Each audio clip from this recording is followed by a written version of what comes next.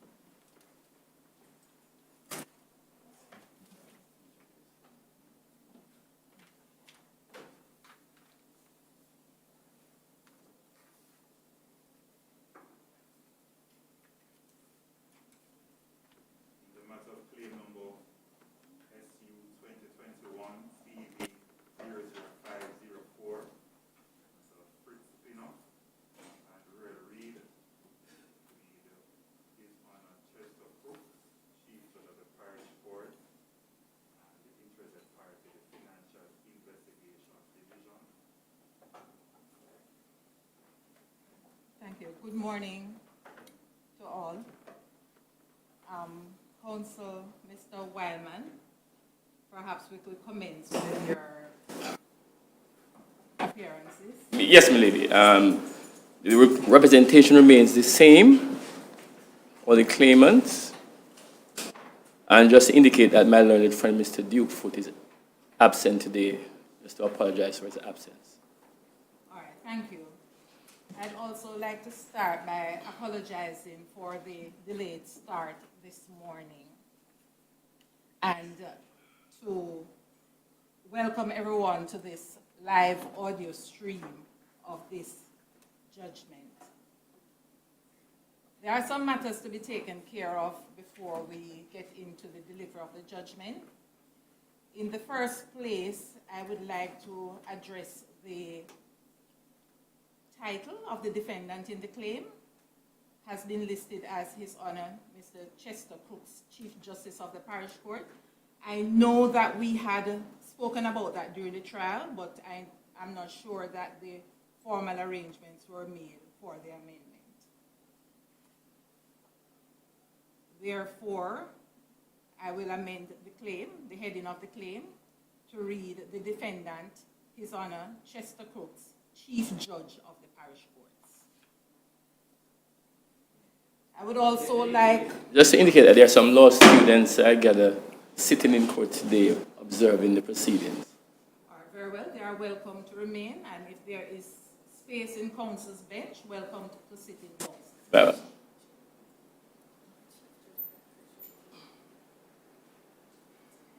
We would like to acknowledge with thanks our judicial clerks for their assistance to us in the preparation of these written documents. And we'd also like to express our thanks to the Court Administration Division for facilitating this live stream. We appreciate that this matter is one in which there is great public interest. We would also like to express our thanks to counsel for their facilitations in the course of this matter. Matter was heard by myself, Justice Crescencia Brown Beckford, and for the record, Crescencia is spelled C-R-E-S-E-N-C-I-A, Mrs. Justice Lisa Palmer Hamilton, and Mrs. Justice Tricia Hutchinson Shelley. And again, for the record, none of the surnames are hyphenated. We have prepared a summary of the judgment, and I am advising that the full judgment is the only authoritative document for this application, and this will be available on the Supreme Court's website in due course. We have draft judgments which are available for counsel, as well as a draft of the press summary.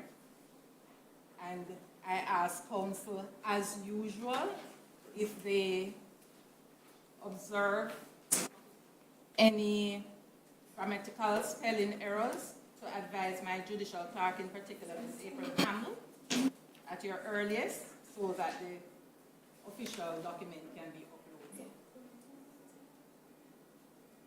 So now to the decision, which was heard by this panel on the 8th, 9th of May, and today, the 28th of July.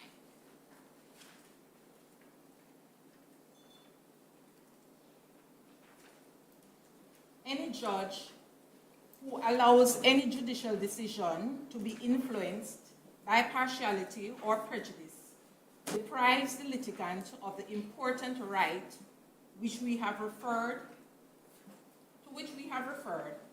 and violates one of the most fundamental principles underlying the administration of justice.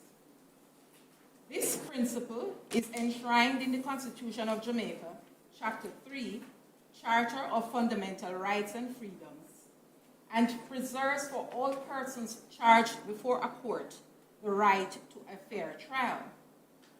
It provides that whenever any person is charged with a criminal offense, he shall, unless the charge is withdrawn, be afforded a fair hearing within a reasonable time by an independent and impartial court established by law. The claimants, Dr. Fritz Pinnock and Mr. Ruel Reid, complained that there was the appearance of bias by His Honor Mr. Chester Crooks, Chief Judge of the Parish Courts, hereinafter referred to as CJPC, based on remarks made by him at the time of the delivery of his decision, refusing the claimant's application to dismiss the charges against them. The claimants challenged the lawfulness of the actions of the Financial Investigation Division on the basis that this body did not have the power to arrest and charge them under the Financial Investigation Division Act. They have sought declarations to that effect, as well as an order for certiorari to quash the charges through all levels of the courts, including an application for special right to the Privy Council. These applications were unsuccessful, following which claimants exercised the alternative remedy available to them, that being making the application in the Kingston and St. Andrew Parish Court to dismiss the charges. In his affidavit in opposition to the application for judicial review, the learned Chief Judge of the Parish Courts informed that the nature of the possible conflict that had been referred to by him was that Mr. Reid and himself had been students together at Monroe College and had been his senior and head boy whilst both were students there. In its consideration of this application, the court was mindful of the following principles of law. A. Judicial review was available where there was a breach of procedural fairness. B. The test for establishing bias, as set out in the landmark case of Porter against McGill, where the law lords stated as follows: whether the fair-minded and informed observer, having considered the facts, would conclude that there was a real possibility that the tribunal was biased. In applying this objective test, neither the views of the judicial officer nor the complainant is determinative of whether bias exists. The judge is obliged to inform the parties who may be affected of all the information in his possession that may disqualify him from hearing a case before commencing or as soon as he becomes aware. Any party, D, could waive his right to object to a judge hearing his case. However, full disclosure was a precondition to the valid exercise of this right. Parties could waive their right to disclosure. E. A litigant can either expressly or by his conduct validly waive an objection that the court is not independent and impartial, or an objection grounded in apparent bias. Where no objection is raised at the time of disclosure, a party cannot later be heard to complain as to whether the judge should hear or continue to hear the case. The party would be deemed to have granted a waiver to any charge of bias.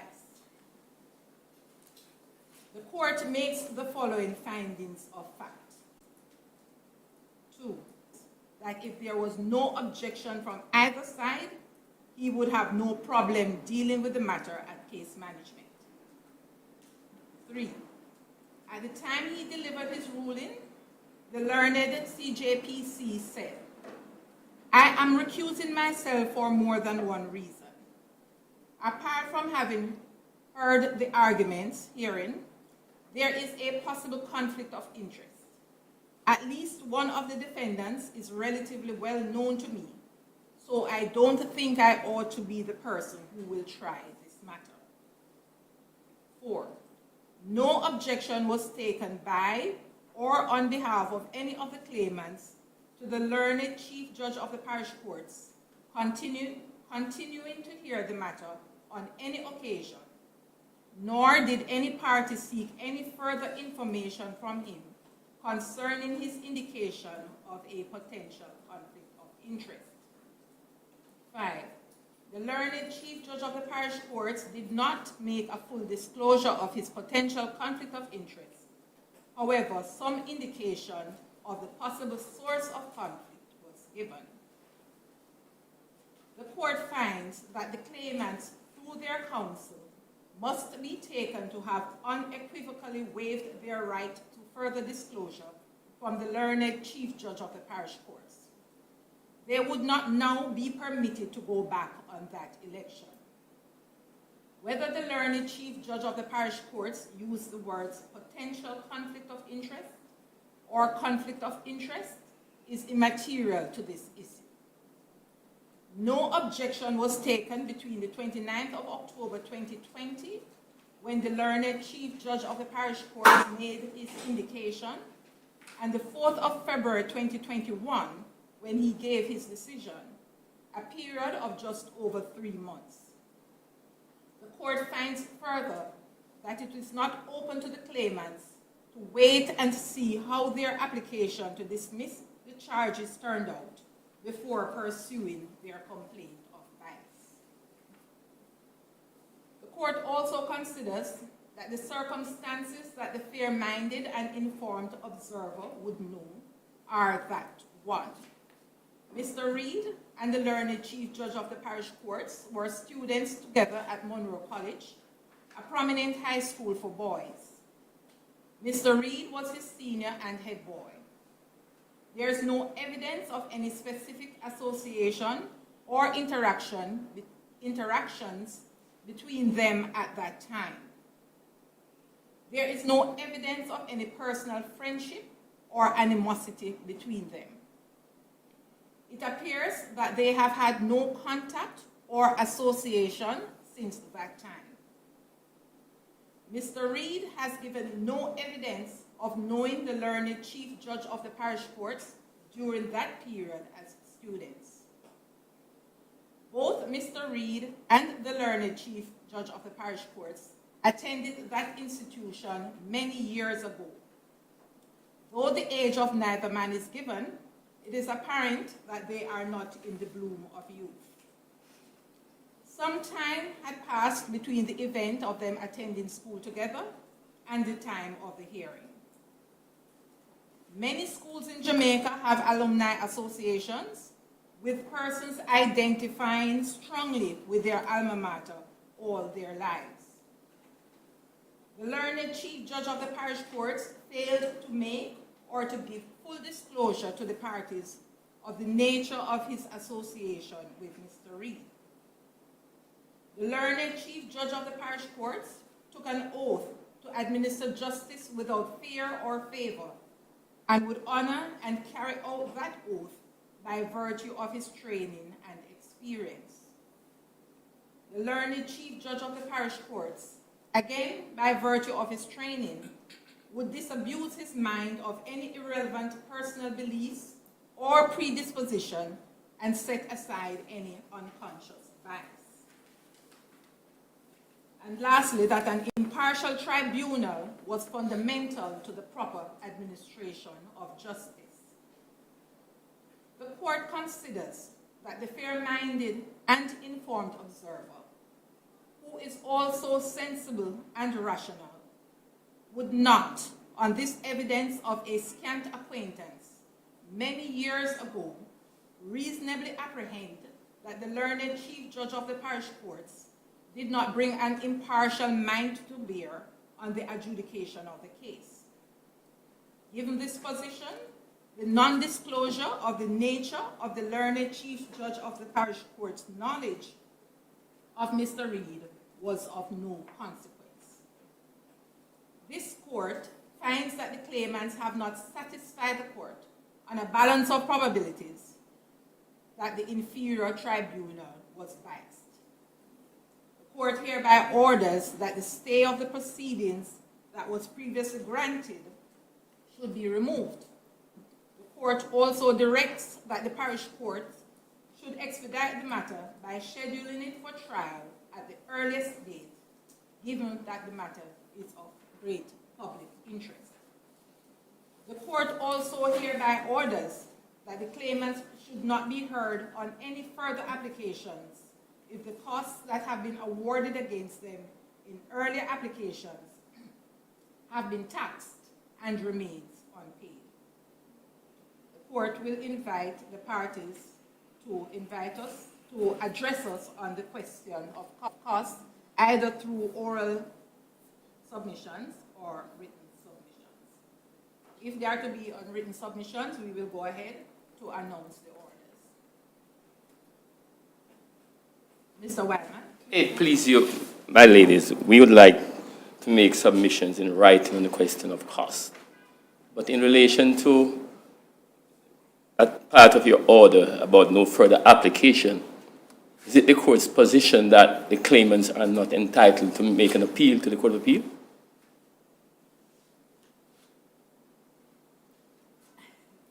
I specifically worded the order that it dealt with applications and not appeals. Very well. Yes, Mrs. Small?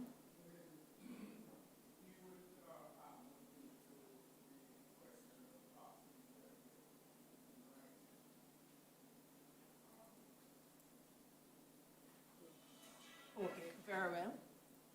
Yes, Ms. Hall? Okay. Okay, very well. All right, so the orders of the court are as follows. 1, the application for judicial review for an order of certiorari quashing the decision of the defendant made on February 4, 2021 in the Kingston and St. Andrew Parish Court, Criminal Division, refusing the claimant's application to have the charges brought against them dismissed is refused.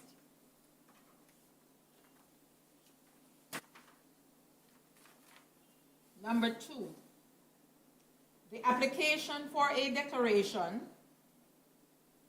that the statement made by the defendant in handing down his ruling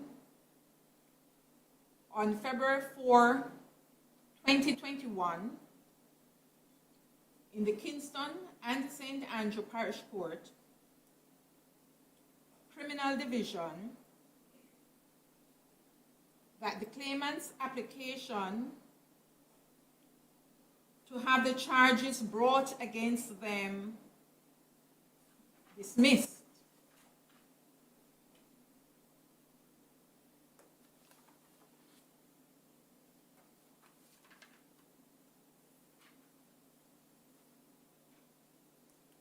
And that the matter was properly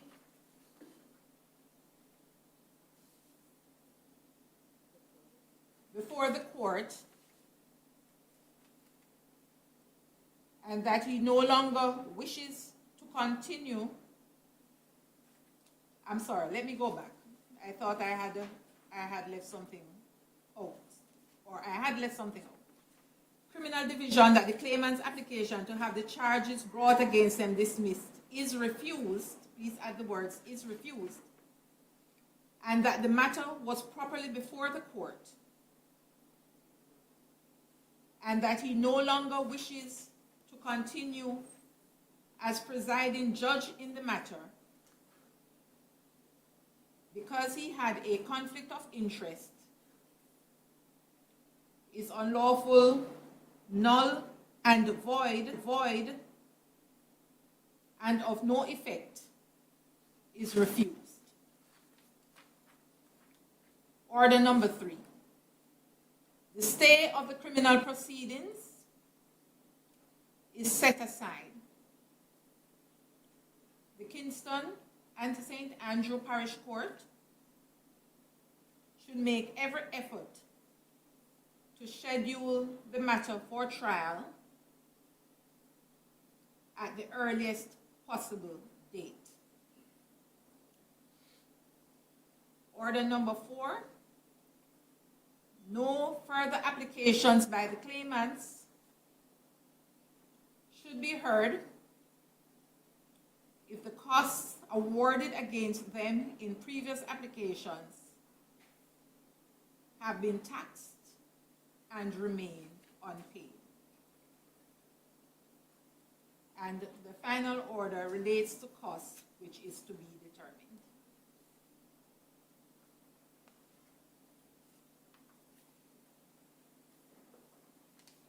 And I remind that this summary is not the authoritative document with respect to this application, but that the judgment to be uploaded is.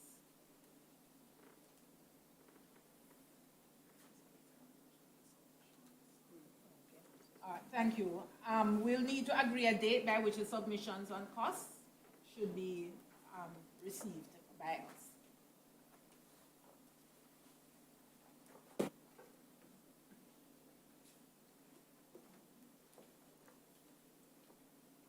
I will hear from you first, Mr. Wyman, as to a suggested date. Or you may confirm amongst yourselves, perhaps firstly, and advise us as to what may be a convenient time.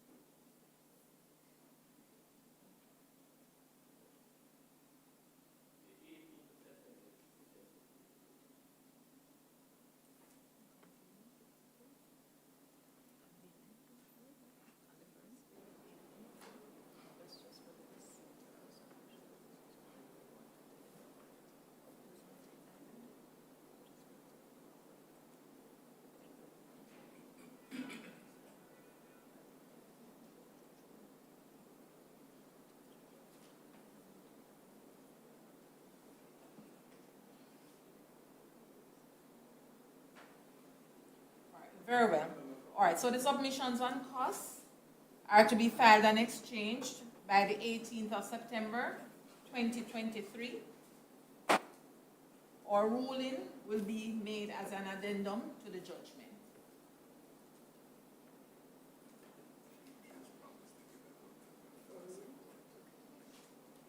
Of course, counsel will be notified at that time.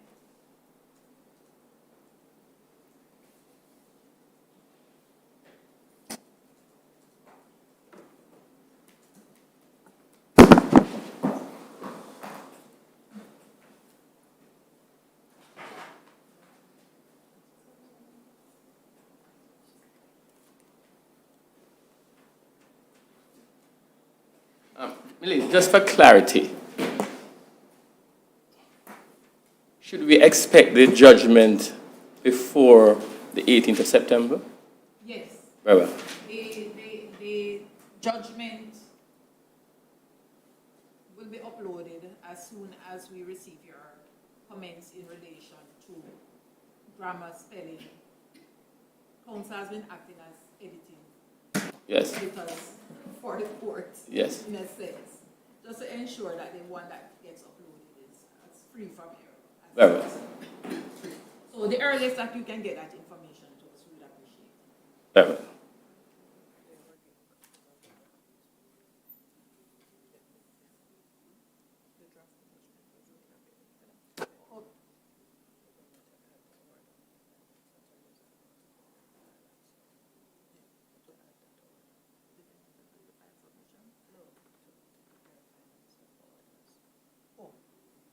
And of course, the final order will be the applicant's attorney to prepare, file, and serve the formal orders. Applicant's attorney. Mr. Wellman, you're looking at me as if... I'm sorry, the claimant's attorney.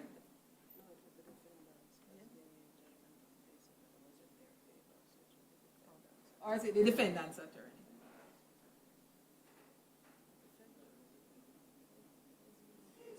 That's all? Well, the defendant was successful. All right, very well. The final order, the defendant's attorney to prepare, file, and serve the formal order.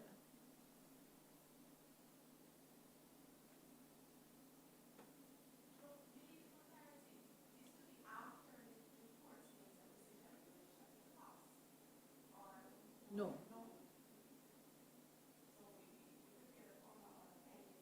Yes. It will indicate that cost to be determined. And a subsequent order will be made in relation to the cost. So if there's no other business,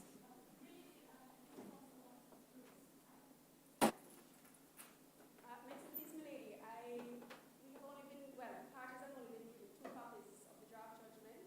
Perhaps one could be provided to the interested parties so we could make our comments. the interested party got none? We got none. No, so somebody got 2. There should have been 3. 3 sets. Miss Campbell, how many sets were done? 2 or 3? 3. So who has 2? No. Okay. And perhaps I could ask. Miss Campbell. I'm sorry about that. The indication was that each side should have received a copy. Grateful, Milady. And perhaps we could be provided with an email address at which we could send the comments. Oh, thank you. Grateful. My judicial clerk will indicate that to you at the close of proceedings. Grateful. As well as she will ensure that she has all your email addresses, that the final judgment can be also emailed to you. Grateful. All right, any other business? If there's none, then we will adjourn the proceedings. Thank you.